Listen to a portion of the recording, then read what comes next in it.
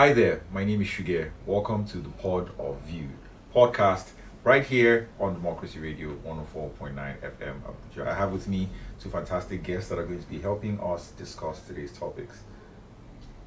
Hi, Shigbe. Hi, Kevin. Good to have you with us. Yes, and on my other hand, I have Mr. Nedu who's joining us newly. Welcome to the podcast, Mr. Nedu. Thank you very much. Thank you. All right. Well, today we're talking about a few things that have been happening this week in politics in the news. We've been following the headlines. This week, something that has been absolutely top priority in all the newspapers, all the headlines have been what is going on in Rivers State. Now, the sole administrator went ahead after the High Court in Rivers State told him not to appoint administrators over the local government areas. And he went ahead to do that. Now, some people are saying, I'm not going to mention their name, but some people are saying that this is as a result of, the Pandora's box that has been opened by Mr. President, putting in a sole administrator when the Constitution does not allow for this. Let me start with you, Mr. Nedu. What's your take on this? I think some of the issues raised about the emergency declaration in Rivers State, legal professionals are divided over the reason and the constitutionality or otherwise. But now, the recent hue and cry on the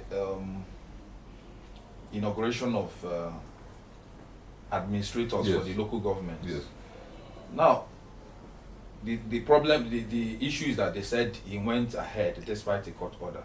Now, my point is, there is an emergency declaration in the state. Mm-hmm. So when that happens, can you, in all essence, be talking about the laws again? Because the idea behind the declaration of emergency is that the law is stepped down. Okay. The law is suspended. Anything, in that legal aspect is suspended. Okay. Because you have a unique situation. And based on the understanding of the presidency, they feel that there was a security implication to the continued stay in the office of the governor, of the elected governor, Sim Fubara. So what that means is that declaring an emergency situation in Rivers State, I don't think anybody should be talking about the law again, because if we are to be talking about the law now, Sim would have continued in office. Then, as he is in office, then the government will do whatever they can to take care of whatever situation is on ground. So, but for the fact that you have declared an emergency situation in Rivers State, nobody should be talking about the law again. They're saying the High Court ruled, and that's why the retired naval officer just ignored them, because as far as he's concerned, an emergency has been declared. So why are you people holding me back again with the law? You get it? So the intent is, I came here for a duty which I want to do. So you going to court is like holding me back from achieving what I want to achieve. And again, he cannot, in all sense and purposes, work as a sole administrator. He's called a sole administrator, doesn't mean he's going to work as a sole administrator. Everything is going. Of course, he needs people around him to help in doing the job, for instance. So, being a sole administrator, he has also there's a need for him to work with people, and that's what he has just done in the local government. That's not to say that I'm actually totally standing in support of the declaration of emergency rule in Rivers State, because initially it looks like when Mr. President raised the issue of security concerns, you will see that as far as our governors are concerned, they are chief security officers in their states, but do they have the wherewithal in terms of control of the security apparatus to control whatever security situations are in the states? No, they don't. They are not in control of the police. they are not in control of the military. So how then do you want a sitting governor to tackle insecurity in the state? So that's what sometimes I kind of pity some of them, in the sense that they tend to put on their shoulder more than actually they are permitted to do.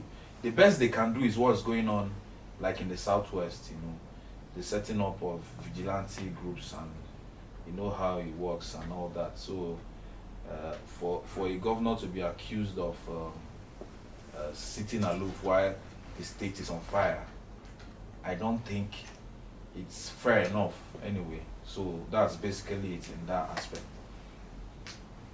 Okay, I'll start by giving this analogy. For instance, your mom sends you on an errand, and then your auntie calls you up and says, "Oh, I heard mommy sent you on an errand. Because I know that you're not feeling so well, you do not have the capability to carry out that errand. I feel you should not go. I ban you from going on mom's errand." Please, who will you be? I mean, well, the primary person that sent you, isn't it? I guess. So in this instance, when Ibas was brought in as the sole administrator, if you listen to Mr. President's telecast on that very Tuesday night that it was broadcasted, he said, whatever rules, regulations that you would need to assist your work, you can come to us in FEC to get approval.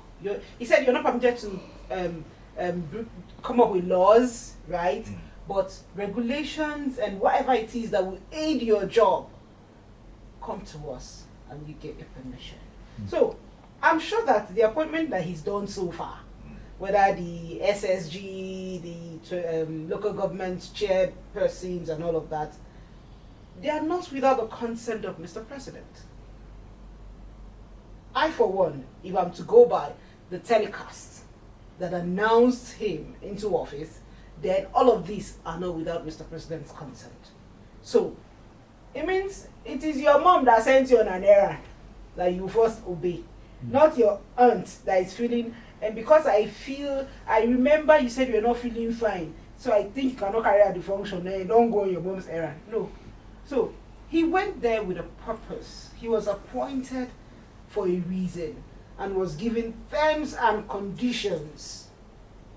I'm sure if you were not meeting up to those terms and conditions by now, maybe another person would have been appointed to replace him. So all of this that he's done are not without the consent of those who sent him to carry out that function. But then it raises the question that, just as Mr. Nidu said, that if a state of emergency has been declared there, then it's more or less a suspension of the it's martial law. Yeah. Well, I get that, but then if we're going down that line, what stops anarchy in the state? What stops other government office holders to come up and just declare things on their own the way they want to? The military is already there with a major presence. You understand the question I'm trying to ask? Like what now? I feel like at the end of the day, the law and order in the state has to be maintained, even with a state of emergency being declared. There's a reason why the executive was suspended in the person of the governor. Yeah. The legislature was suspended in the person of the 23 lawmakers, but the judiciary was kept in place because the law still stands to a certain degree. I mean, unless there's something I'm missing here.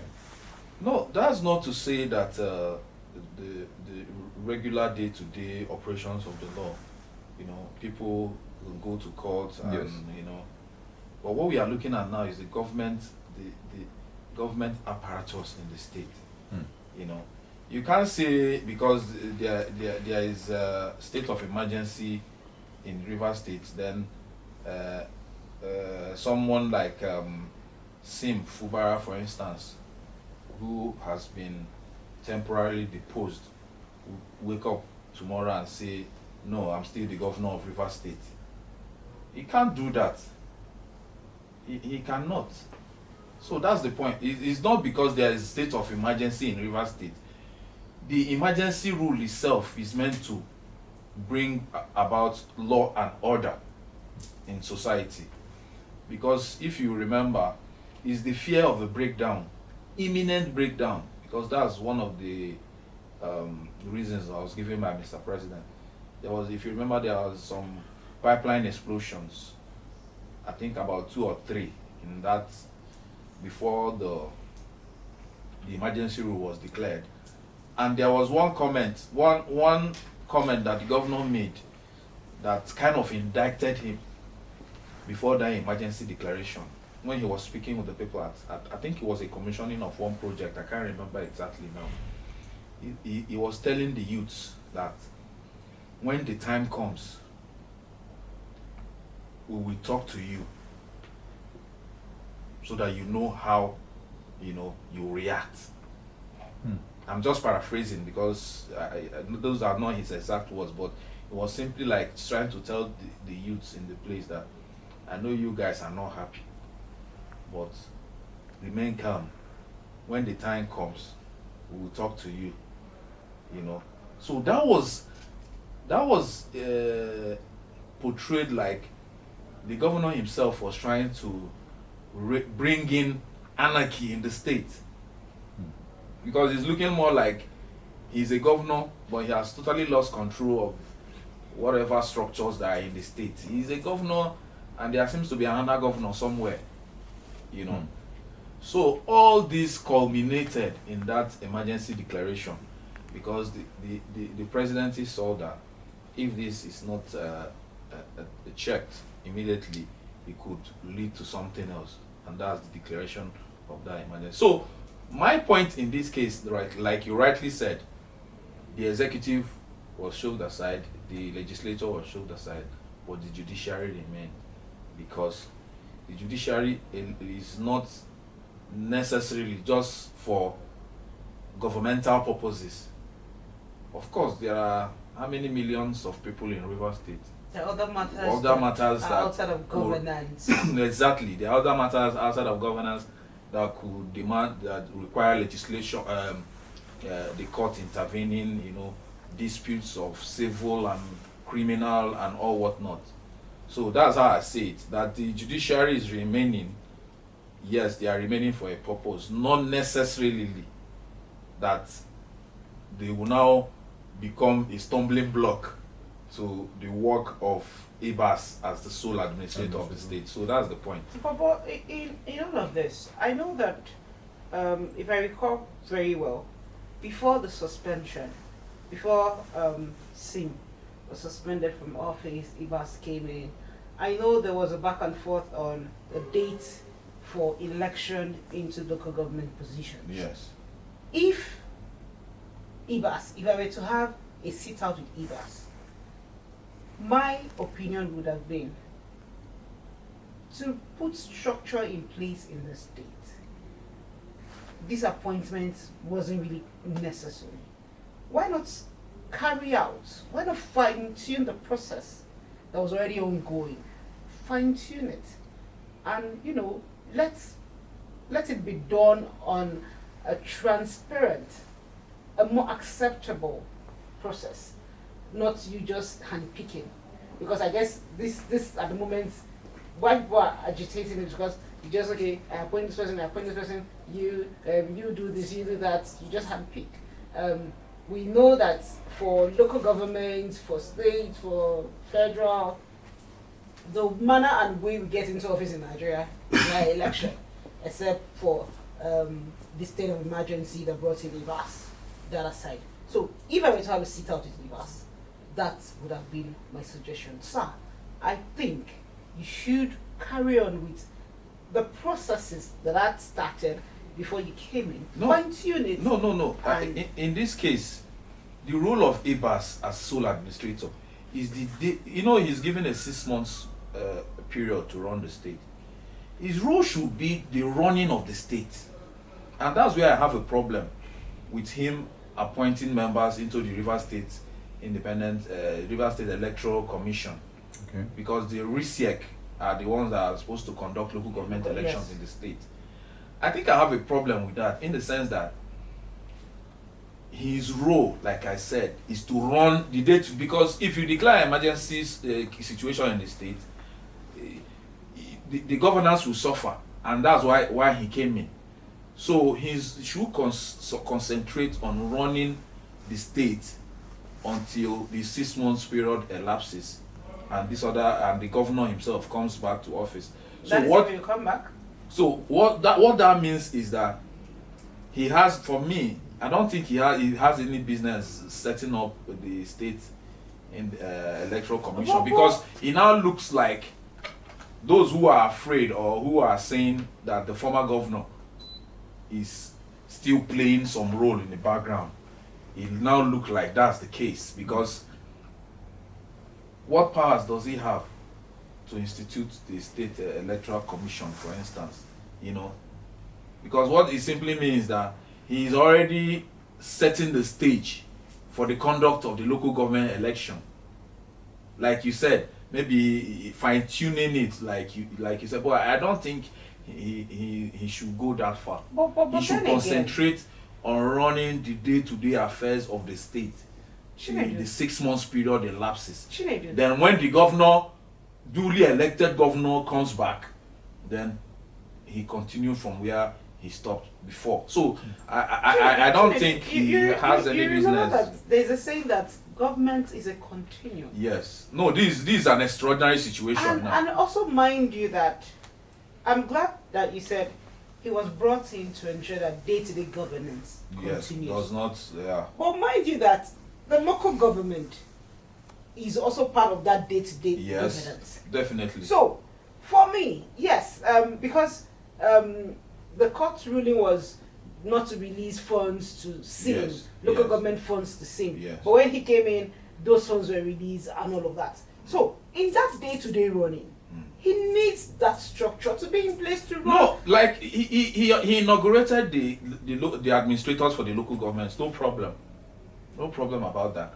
But you also know that one of the reasons why the funds were the sitting governor, the elected governor, was denied the funds was he was kind of running the state like a dictatorship per se. Because in a That's state, an interesting claim. Because in a state where you have 27 lawmakers, for instance, and you have like 3 are on the side of the governor. So what are we talking about here? I mean, but they are clean. You understand? So if you have 24 and you have 24 lawmakers and you have 2, so who should be presiding over the affairs of mind you, they have 2 speakers on each. But they understand their lack of support for Governor Fubara. I don't think it was a result of anything that he did in particular. No.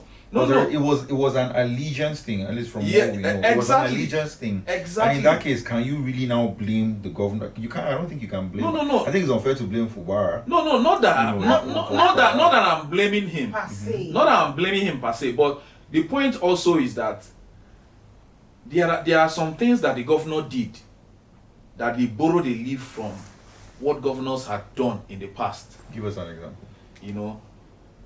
Like in the case of the alleged alleged bombing of the state assembly. The fear was that if, as a sitting governor, he allows this other group to sit, they will impeach definitely, and we have had cases in the past, like in Edo State under the former governor Godwin Obaseki, where he denied a group of lawmakers that are not loyal to him. He denied them inauguration for a period of 4 years.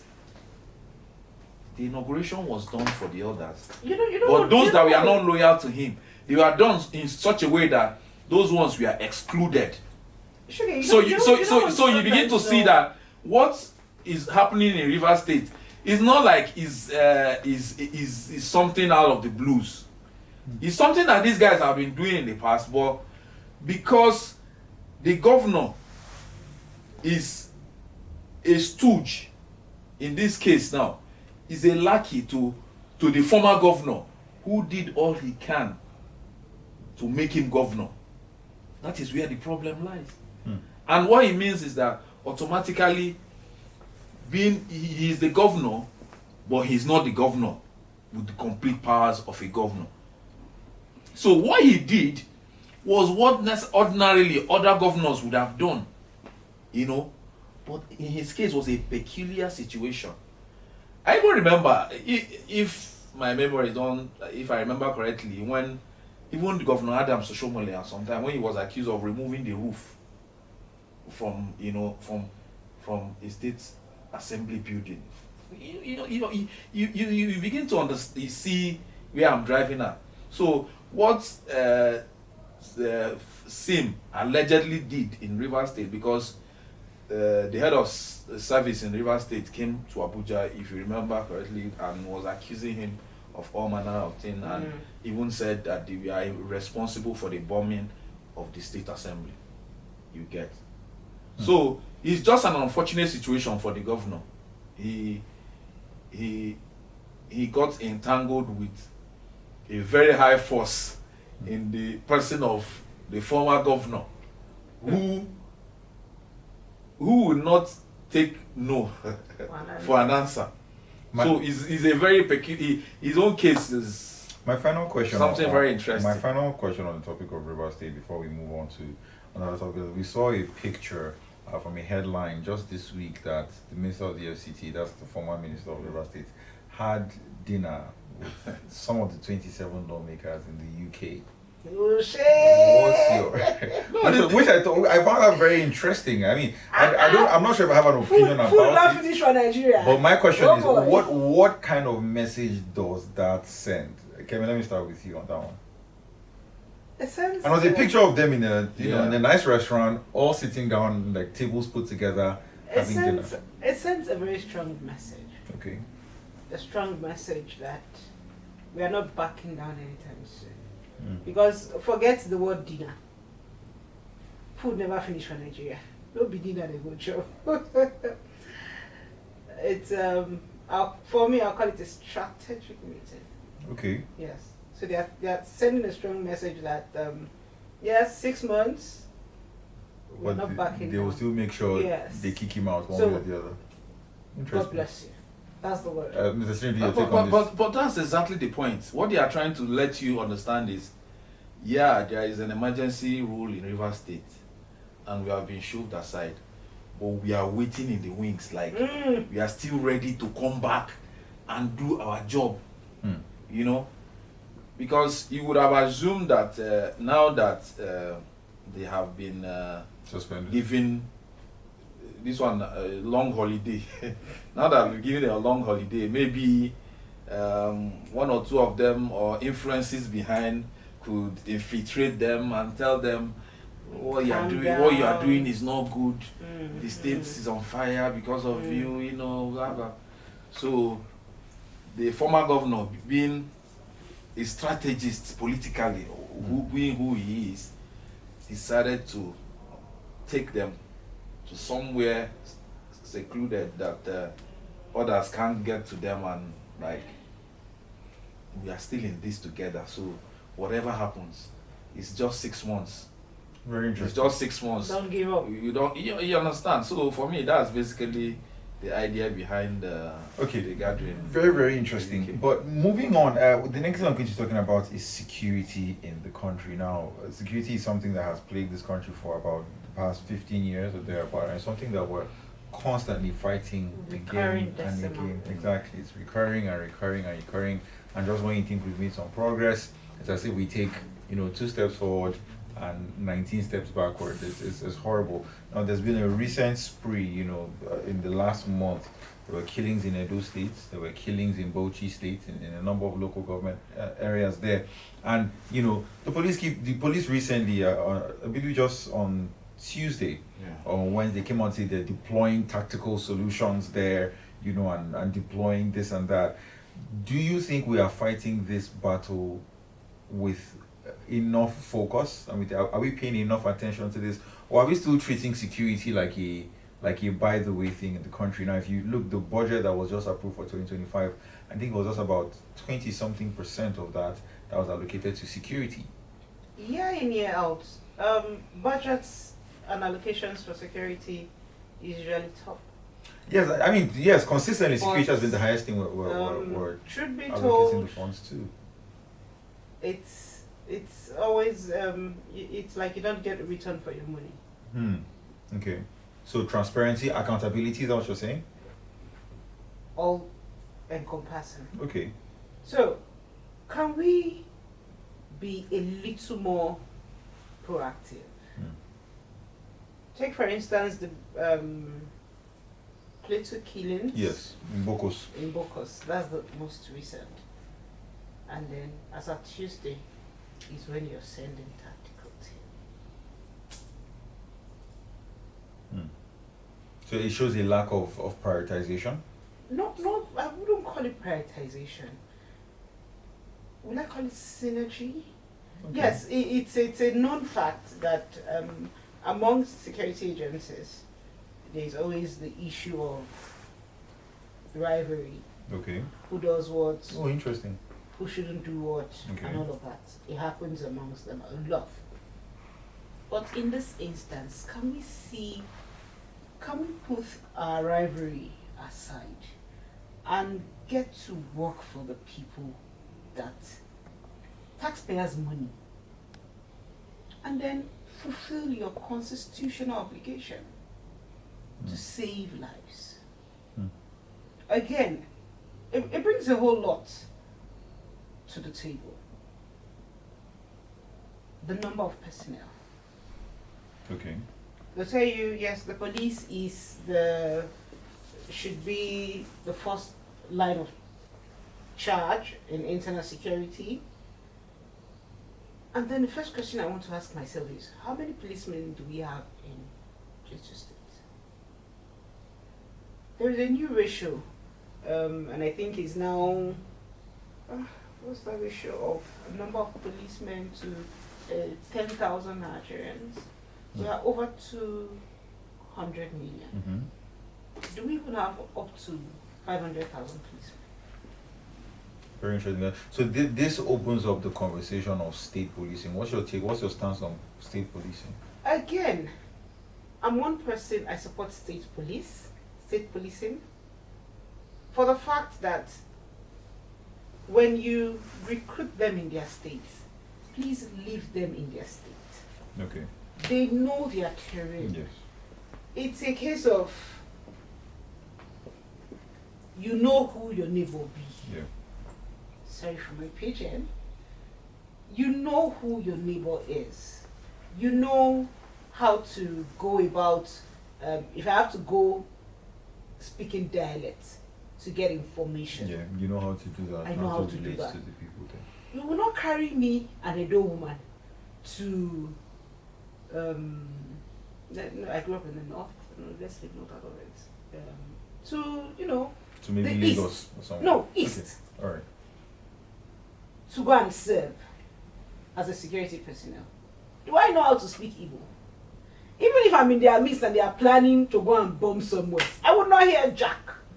Very true. I support state police in that aspect. But for the fact that there are fears that state governors, again, could leverage and abuse the process.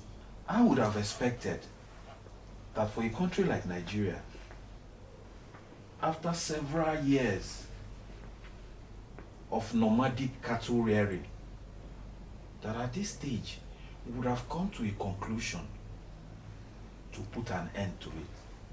So my question, is it too difficult a task to achieve? And so I don't get it seriously. That's why I ask if this thing has been politicized or something. What is so difficult in finding a way or finding avenues to end nomadic cattle rearing? You see some. Ministry of Okay, Livestock, now look at the Ministry of. Yes, exactly. That should be one of their mandates. It's one of their Find mandates. a way Yeah. around I know also that the former INEC chairman was put in a strategic committee to come up with solutions to that problem. But my point is that we are delaying this process too long.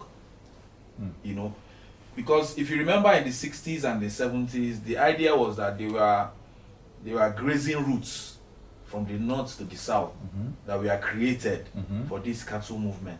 Now, people will also tell you that even these grazing routes are non-existent again. Okay. They have been taken over by properties, you know, people have built on them, and Yeah. so what it means now that these guys coming with their cattle, they could just take any route they like, and that's what you see in some videos you see online. You see cattle in people's farmlands, you know, destroying people's crops, and you wonder when will it take us, or how long will it take us to fashion a way to come up with comprehensive project on ranching? Because that's the way to go. That's the way forward. Okay. That's the way to go. Because even analysts have, experts have told you that the way the long distance that these cattle walk, they at a point they even become the milk, for instance, because they are not just for the meat; they are for the milk as well. That long distance they walk and all that, the milk production becomes very less. So you are breeding conflict in the process of moving, and even you are not getting full value for the livestock. So for the livestock, so we have created a livestock ministry now. I would have expected that everything will be done like in the speed of light now, because of the number of deaths that have been recorded. Yes. If you continue nomadic cattle rearing, there will still be rustling of cattle, because that's in fact, it make it easier. Imagine you moving in with 20 or 30 cattle to a village, you know, where the security operatives are they are non-existent at that moment, and the response time could be something within the range of 1 or 2 hours. People could just rustle your cattle and leave. So it's even the nomadic way of rearing cattle is a problem to the people in the communities and the cattle rearers themselves. So we should, I think we should expedite action on this issue of ranching. Ranching is the way to go. Like we shouldn't be talking about nomadic cattle rearing again. And now on the issue of state police. Yeah. I told you that when you describe governors as chief security officers of their state, it's only, like they say, it's only a mouth, because they don't have total control. And that's the beauty of, that would have been the beauty of a declaration of emergency situation in the state, if the governor is in total control of security in the state. Okay. And there still seems to be breakdown. Okay. Then the federal government can intervene. Yeah. So notable individuals that had been against state police. Okay, if I remember now, the former deputy president of the Senate, who is currently in detention in the UK now, Ike Ekweremadu, he used to be a strong opponent of that idea of state police. No, he was for it. No. I'm saying initially, he was very vocal against. But as time went on, you know, he began to see the need why this state police is non-negotiable. But like Kemi said, the only thing we should try to do now is find a way to win it from abuse. Okay. Because that is the fear. Even among the political elite, yes, they are divided on that, because they will tell you, if you give the governors that kind of power, then they will use it against their political opponents in the state. You understand? So that's why they tend to be. But if we can come out with the first of its kind legislation on how state police can be controlled in the state, my brother, there is no alternative to state police. In fact, we can have state police and even have local government police, because that's how we have 3 tiers of government. Okay.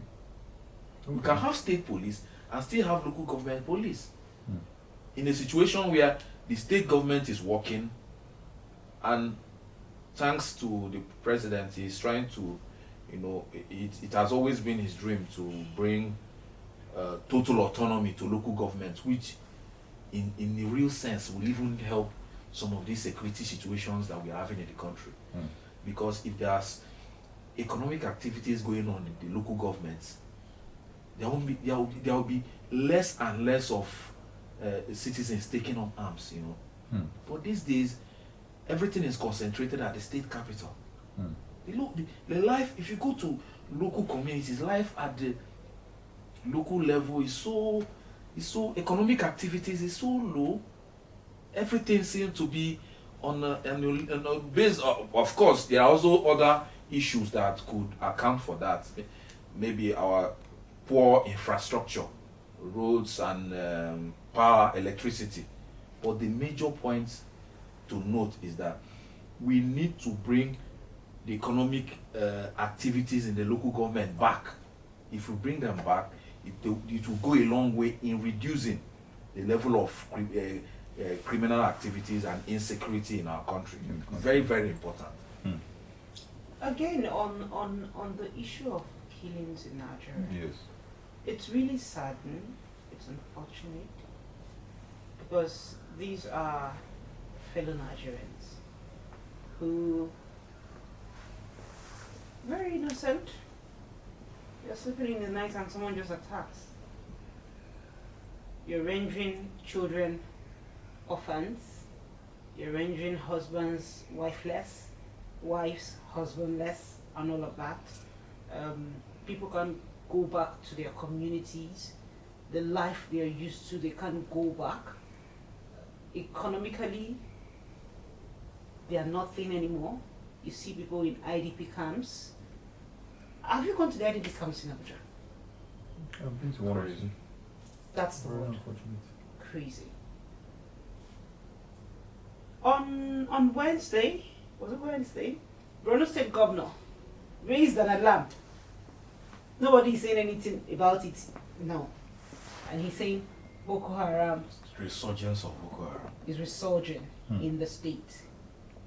He's one governor that's been doing so well in trying to make sure that people leave IDP camps and go back to their community, go back home, go back to your ancestral home, go back to doing what you're used to doing, go back to living in your comfort zone. But with the way it's going now, let's hope that it doesn't get bad. I mean, again, let's ask ourselves, what really is the problem? What are we not getting right? What is the missing link in all of this? There is the saying that if insecurity thrives in a country, right, for over 24 hours, then there's somebody's hands in the cookie jar. Let's get back to it. Can we please? Because it's having ripple effect on all areas of our lives. On all. Economically, educationally, you name it. Till now, the Chibok girls, not all of them have come back home. Not all. It's saddening. The ones that came back with children. Imagine your child having a child. Yeah, that's why it will interest you to know. One podcaster from Ghana did a very fine, what I call a very good research stroke analysis of the security situation in the West Africa sub-region, and he said something about the migration of. He gave 4 countries that are having the highest number of migration into Ghana, and he named Nigeria. We always stop. He named Niger. He named Cote d'Ivoire. and he named, I think, Togo. Hmm. And and in his own analysis of why Nigerians are leaving, he broke it down into three different segments. Insecurity was one of them. Hmm. So, if people are no longer safe, you can imagine having, you call it IDP camps, but they are similar to refugee camps. Now, imagine having refugee camps in your own country. Nigerians in refugee camps in their own country, because that's what it means. IDP camps. If you go to Benue, you go to there's Borno, practically no states exactly up north That without doesn't have you IDP camps. you begin to wonder. So, insecurity was on the top of the list of the reason why Nigerians are leaving. The other being infrastructure, electricity, then economic reasons. So that's why I keep saying we need to find a way to stop playing politics with fighting insecurity, because that's what it's looking like. For how long will we continue like this? You know, for how long? Now, what I would have expected the government to do, aside budgeting huge amounts for procuring of arms, and Yes. what are we doing in terms of intelligence gathering? Yes. Because even that one is very critical. Intelligence gathering will help in curbing an attack even before it happens. Now, the attacks that took place in Bokos, did they just happen? No, but you can't tell me those attacks just happen from the something should have been happening around that axis. Of course.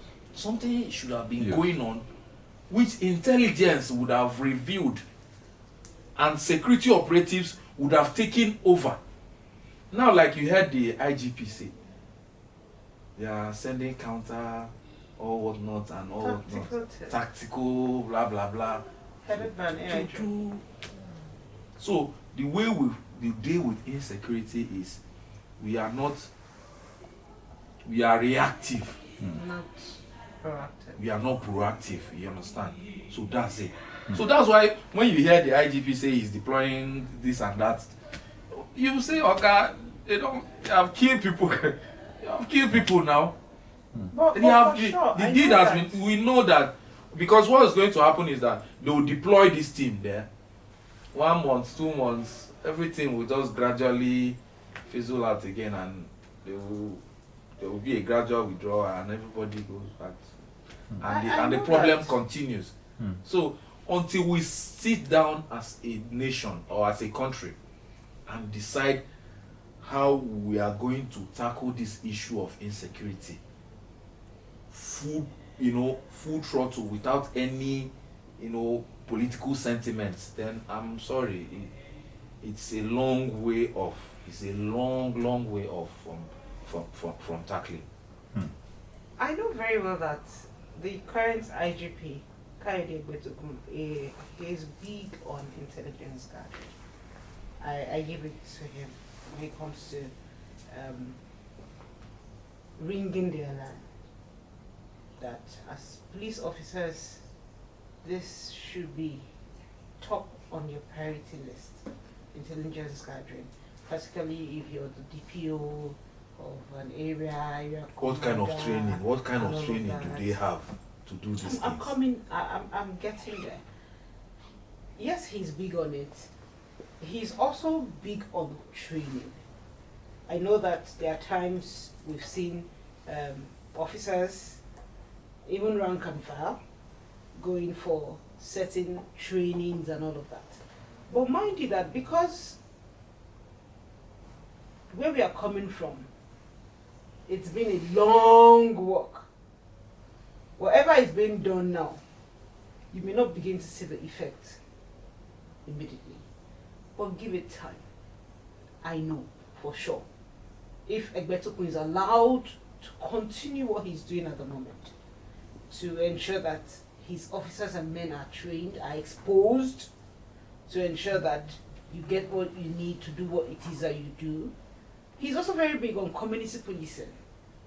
Work with your community, work with people within your space.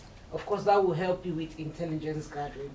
When you work with these people, it will help you know they can trust you. It's building trust. It's building trust. So that way they can trust you to say, okay, Oga Police, so I hear say they say they won't do one. Bad boys say they won't do one meeting around 1 a.m. today. I don't know if your men will feel show. That way, if they can trust you, then you get the information that you need. Intelligence Yeah, gathering. but I just feel, this is my personal opinion now, which I know a lot of Nigerians hold. I feel that we need to, in the process of trying to sort out the issue of state policing, we need to rejig the police structure as it is now. Okay. Because I think the recruitment process, for instance. Okay. Because I don't know if you've seen some couple of clips where these police personnel are trained in the police colleges. It looks like It's like NYC. NYC get class. so it's not even there's no class. So my point is that we need to get to a point where we rejig the Nigerian police. The average Top to bottom. the average policeman needs to see, okay, even in their relationship with the civilian community, something needs to be done. Yes. There's one time I saw a video of a policeman sitting in the corner somewhere. I don't know who took that video, and he was rapping his and you begin to wonder how. All right. Well, as we wrap up, any final words? We talked about security. We've also talked about the situation in Rivers State. Any final words concerning those two things before we wrap it up today? For me, on security, I would urge fellow Nigerians. You see some person call it a cliche. See something, say something. It can save life. Okay. So So see something, please, when say you see something. something, say something. Okay. You see something, don't keep quiet. Okay. Say something. Okay. In your vicinity, say something about it. In the little space that you control, say something about it. Okay. Mr. Chinedu? Okay, I will say, let me begin from Rivers State. It's an appeal to the sole administrator he's the sole administrator of Rivers State, but he should find a way to ensure that he doesn't bring sentiments in the administration of the state. It's very, very important. Now, Mr. President has given him a mandate and order to run the state for a period of 6 months.